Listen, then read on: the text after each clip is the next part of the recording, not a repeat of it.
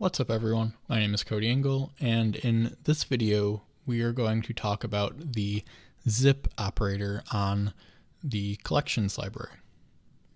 So with that, let's go ahead and get started. So over here we will create a new Kotlin file and we will just call it zip, and then we'll minimize that, close out of that one, zoom in a little bit, and then we'll create our main function. So the zip operator, in order to actually demo how it works and talk through that, we need to set up the data that we're going to be working with first, because right now it's essentially set up where the data is already sort of zipped together.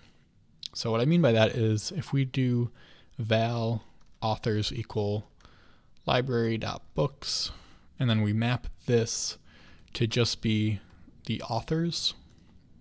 And then likewise, if we do val and let's say genres, we can do library.books.map it.genres, and then from there, now we can use the zip operator. So the zip operator is expecting that we have two lists of things, and we want to combine them together. So this is actually a list of authors, and then this one is actually going to be a list of genres.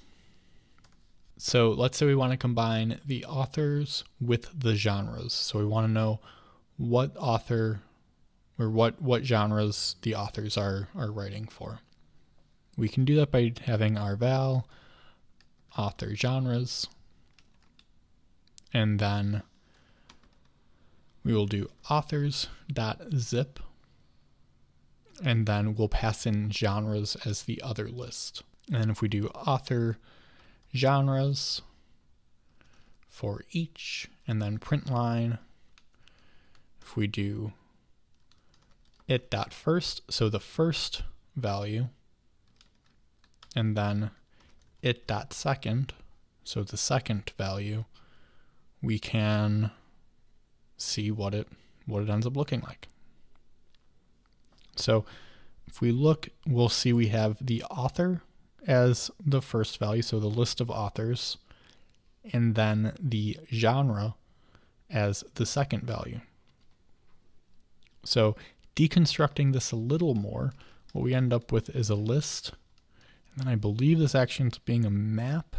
Okay, so they give this to us as a pair.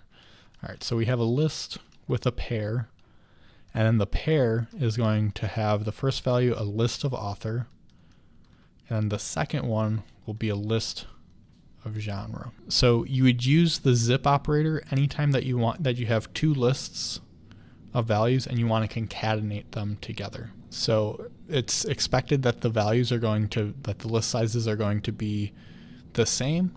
If they're not the same, then you may not have that same behavior, because it's just going to take the first item in the first list, so the first authors, and then the first item in the genres, and it'll just combine them together. So you can almost think of it as if you're like zipping up a coat, the interleaving zipper compartments things, whatever they're called.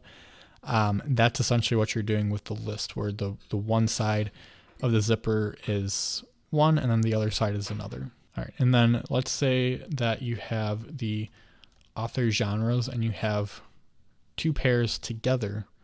What you can actually do is you can do this unzip function.